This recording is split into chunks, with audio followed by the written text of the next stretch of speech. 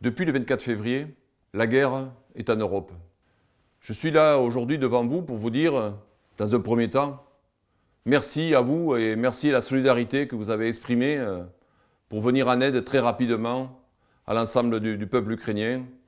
Merci pour cette solidarité qui est nécessaire, qui est fondamentale, mais qui doit durer dans le temps. Donc oui, vous avez participé et nous devons continuer à être à l'écoute des besoins du peuple ukrainien. Nous devons être à l'écoute du besoin des différentes associations qui nous demandent de participer à cet élan de solidarité. La filière laitière répondra présent si cette solidarité doit continuer à s'exprimer dans le temps. Donc je veux aujourd'hui m'adresser à l'ensemble des décideurs, qu'ils soient politiques ou de la filière, pour que chacun prenne conscience que devant cette crise, nous avons une responsabilité. Responsabilité effectivement des pouvoirs publics qui ont mis en place un plan de résilience annoncé par le Premier ministre.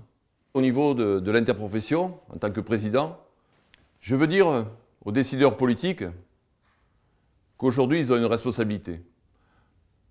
Car décider, c'est orienter. Et donc, face à ce plan de résilience, décider ou non d'aider la filière laitière, que ce soit en amont pour les producteurs ou en aval pour les transformateurs, ce sera orienter la filière laitière dans les mois et dans les années à venir. Le plan de résilience doit nous aider au niveau de la filière laitière à passer ce cap difficile. Oui, la filière laitière aujourd'hui produit 93% de son alimentation.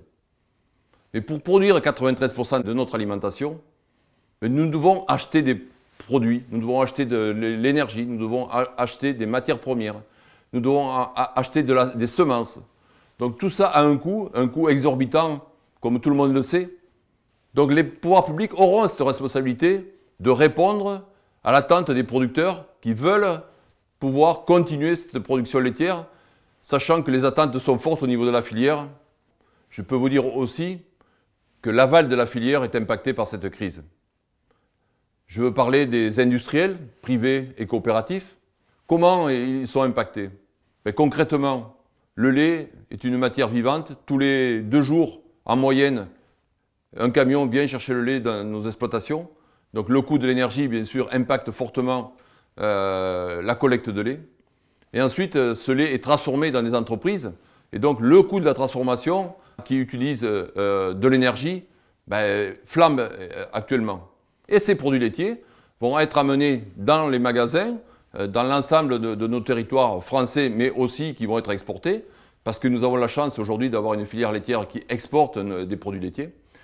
Donc dans tout ce travail qui est fait au niveau de l'aval de la filière, le plan de résilience doit répondre aux attentes des transformateurs et des distributeurs pour prendre en compte les charges qui sont en train d'être exponentielles.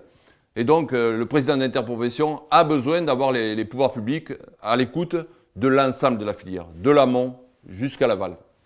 La filière laitière est aujourd'hui citée pour la filière laitière la plus durable au monde. C'est une chance que nous avons parce que nous avons su la bâtir. Et moi, ce que je souhaite aujourd'hui, c'est pouvoir avoir cette filière laitière le plus durable au monde, le plus longtemps possible. Mais aujourd'hui, face à cette crise, nous devons nous poser la question de la souveraineté alimentaire. Serons-nous capables de maintenir cette dynamique laitière en France, et voire en Europe, pour préserver cette souveraineté alimentaire française, mais aussi européenne? Au niveau de la filière, nous devons relever ce défi.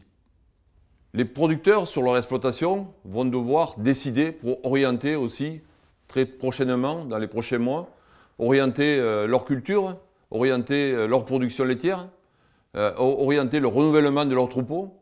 Donc pour prendre ces décisions, les producteurs ont besoin de lisibilité.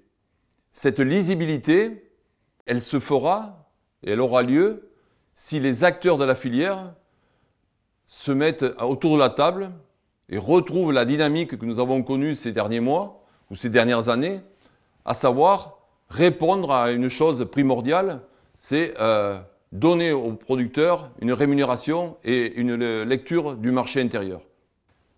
Ce que je veux vous dire aujourd'hui, ce que je veux dire à tous les acteurs de la filière, à tous les membres de l'interprofession laitière, c'est que je souhaite ardemment que tout le monde se remette autour de la table, que tout le monde comprennent et expliquent la situation et que la situation nécessite une remise à plat de tout ce que nous avons fait pendant les dernières semaines.